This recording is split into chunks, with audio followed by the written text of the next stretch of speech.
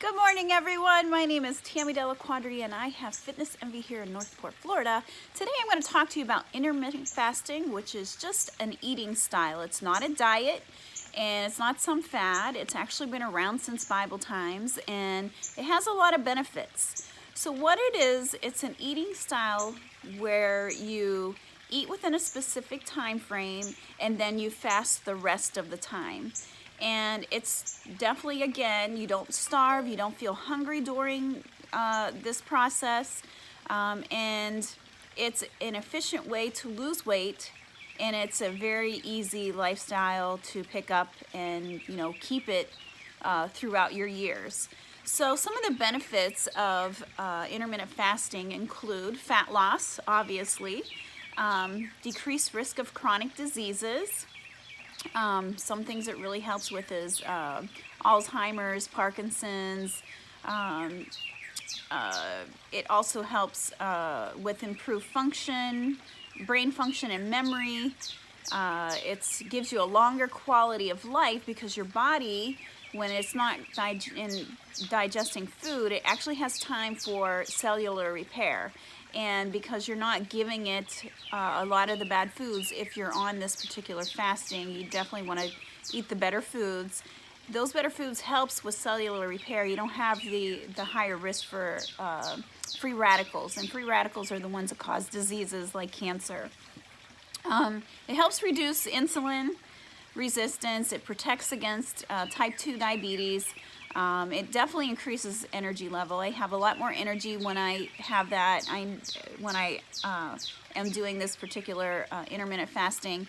I know for me, if I have a lot of carbs and I eat a lot of them, like a pasta meal or something, I just feel lethargic and terrible the whole rest of the day. So this will help guard against that. So if you're looking for increased or improved brain function and more energy, this is something that would probably benefit you.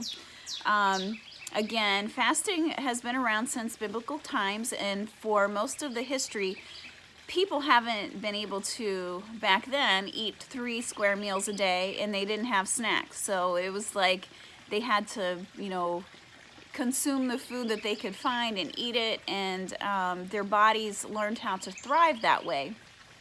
And they were in optimal shape. They didn't have any, huge amount of fast on them. We live in a fat America nowadays, and it's because we sit in front of our computers, our televisions, our cell phones. Everything is easy. Good Lord, we don't even have to, sweep our own house anymore. We can have a robot do it. So because of the decreased inactivity and the increased food intake, it has really created an epidemic in our society, and we are all victims. I call us victims of that, because if you know anything about our food, it's meant to make our food very addictive, and because of that, we overindulge, we overeat, and we eat too many times a day, and we end up being obese and having all kinds of diseases. So this is one way that we can combat this and not feel like we're starving. So there are several different types of methods that you can do for this intermittent fasting. The first one is called the 5-2 method, which allows you to eat normally 5 days a week. So 5 days a week you're going to eat on your regular schedule, and while the other 2 days are your fasting days. And those 2 days you're going to restrict your calories in between 500 to 600 calories each day. And that one I've tried. It's hard. I am a foodie. When you only eating that many calories in a day, you're like, holy cow, I feel tired, but I'm going to get through this. I'm not the type of person that if you tell me that I'm on a diet, I'm going to eat whatever it is you tell me I'm not going to eat. That's just who I am. Very thick-headed and strong-willed.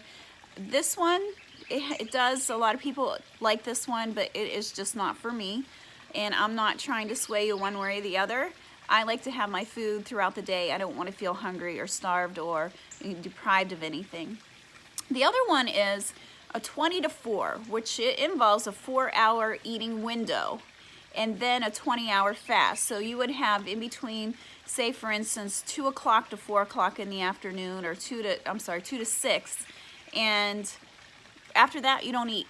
So you would fast the whole other time? Well, for me, and many of you know, and many of you are my clients, the way that we work out, we burn a lot of calories, and we do a weight training, so our body needs that nutrition for several more hours throughout the day to keep you in protein synthesis. So this one doesn't work for me. I need to have a bigger window of my eating time. So that brings us to our 16-8. So what that means is for 16 hours I'm fasting, or that's your fast time, and then for 8 hours you're allowed to eat. I go 7 hours of eating time just because of my schedule. So it could be 6 to 8 hours of eating and then 14 to 16 hours of fasting. And you can do this every single day if you like, or a few times a week, or a few days a week, few times a week. And this one is my favorite because it's easy and it fits my schedule. I get up at 4 in the morning. The first thing I do is I'll make a keto coffee, and a keto coffee is just adding butter and some heavy whipping cream to my coffee in the morning, and the fat that's in my coffee keeps me satiated, so I don't even feel hungry until about 12:30, and that actually is my first meal, so that's my breakfast. And because I've had my fat first thing in the morning, because I've been fasting, what I've done is I've programmed my body to continue to use the fat reserves on my body. While you're fasting, you're burning fuel, you're burning calories, and I want to set it up so it's burning more fat calories than it is my carbohydrate or my sugar calories that's stored in my muscles. And you can do that by starting off with a keto coffee. And then I eat around noon, and then I eat again probably around 3 o'clock, and then my last meal is around 6:37 when I get home from work. And then I have that hour or two before I go to bed where I can kind of just wind down and the digestion process is over, or just about over, and then I go to sleep. By eating this way, it helps you decrease caloric consumption, and after that last hour, I continue to drink water. And if you're drinking water on this program, you're going to save yourself those extra calories, and that's the whole goal of this, is your weight loss. So drink water throughout the whole entire time. Like, I have a bottle of water that sits beside on my bedstand at night, so when I wake up, in the evening or sometime through the night, I'll have some water. You want to keep yourself hydrated because that also helps with the metabolic process and helps you burn calories more while you're sleeping. So just make sure that while you're doing this, that you want to make sure that your meals are healthy, and I'll explain this in another video. You want to have meals that you don't want to eat candy, you don't want to eat all that stuff if you're really determined on your weight loss. I will explain in another video about macro timing and the things that you should be eating, the calories you should be eating, the types of calories during the time of your intermittent fasting. So I hope this helps you understand a little bit more about intermittent fasting. It's not as scary as you think, and it's not a diet, it's just a lifestyle. And I hope that you will give it a try. You can make any comments below, or you can ask any questions for my clients for this particular challenge that you're doing. This is the type of program that I want you to adopt just for these 10 weeks.